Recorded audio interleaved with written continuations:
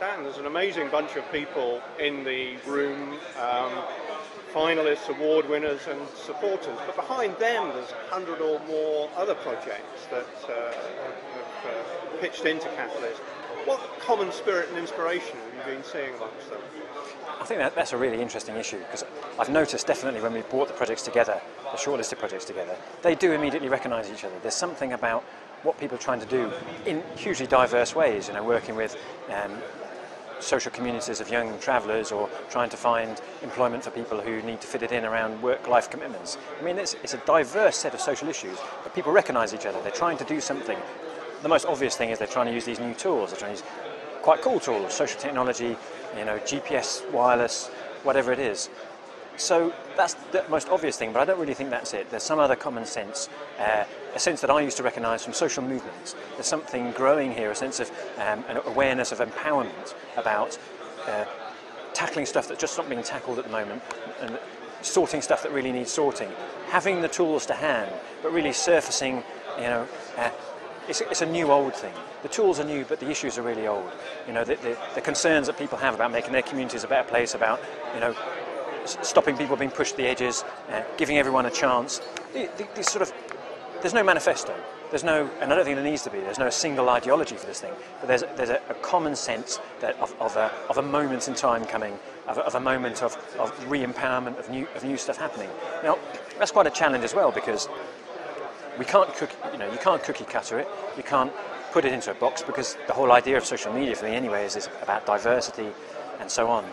But still and all, we want to bring it to another level. We want to find enough coherence in there so people get a sense of their own power in a way, and get a sense of how they can move on up in terms of having an impact, but also in terms of sustainability and so on. That's the next challenge to me. And what I'm hoping is that the Catalyst is, we know already, part of lots of really cool things that are happening. Social Innovation Camp, I was mentioning before, the Together Festival, what they're doing with 4IP, there was Geek Kyoto. There's a lot happening in this space, and that's no accident. It's because there is a sea change going on. And my next interest is in trying to convene people around that and form something that's powerful but not limiting, that people can identify with.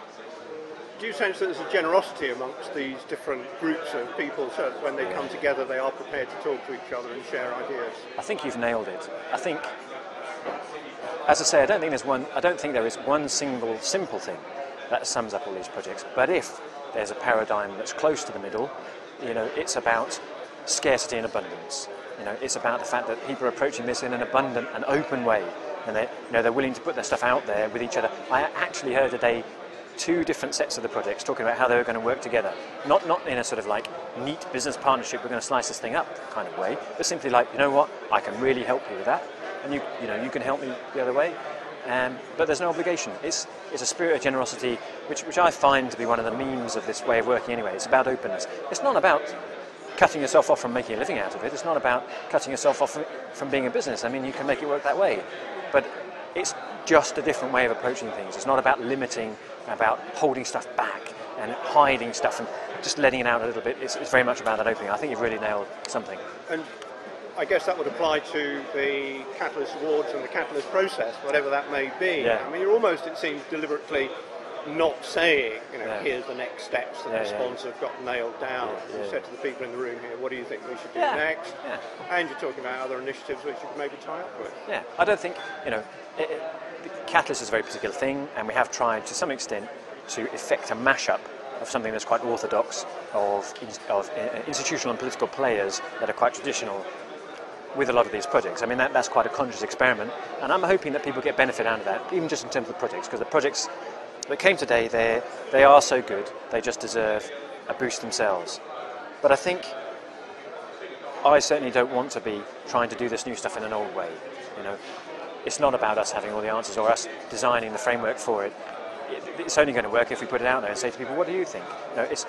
I really valued a little presentation that we had a while back from Lloyd Davis, who's another colleague, as you well know, is very immersed in the social media space, and he said, a lot of this is about asking the right questions, and that's where I'm trying to move to. I want to get all the people together and ask the right questions, and let's see what comes out of that. But there are some specifics which you could outline for us for the next month or two. I mean, well, the really good thing about having got it so far, about having got the ball rolling, is that some of the institutional players are excited about the process.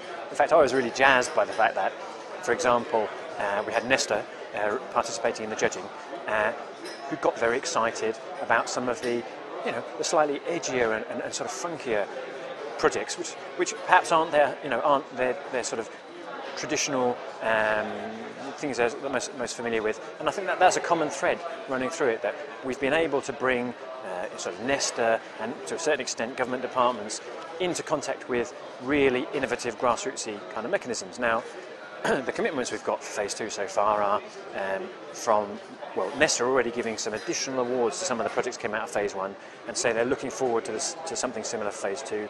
Unlimited are already offering generous support, basically sponsoring at least one category in whatever comes next. We've got the Young Foundation putting their hand up and saying, in this open way, we're not saying what we have to offer, but whatever you want, in a way, we'll try and make it happen. So we're gathering some of the institutional players and government departments around this idea of contributing to something, perhaps in that same spirit themselves. That's the trick to effect, isn't it? That we need them to contribute in a way that is not controlling, that doesn't define from the beginning what their necessary outcomes are, but to have some trust in the process. And I'm hoping that we've established the base camp of credibility by pulling off the Catalyst Awards round 1, that we can then take it to that next level. And is there any way that people can join in now, or should they watch this space? Watch the space to watch. In the first instance, to keep in touch with it, we have very modestly, we've got a group in Unlimited World, the online social network for social enterprise, social entrepreneurs. That's, for me, the starting channel of communication. So if you want to get onto Unlimited World and friend us, you'll find out about everything that's going on. It's going to be a very open process. As far as the rest of it concerned, like I was saying today, there's going to be a big festival called Chain Reaction in November. Now, that's great for 2 reasons. One is they're going to give us a space to do stuff with social technology and social change, which gives us a chance to say, this is what the next phase looks like. And it gives us a bit of time between then and now to draw the threads together of all the other interesting initiatives and say, come on, folks, there's something bigger happening here. What does it look like? Let's put it out there.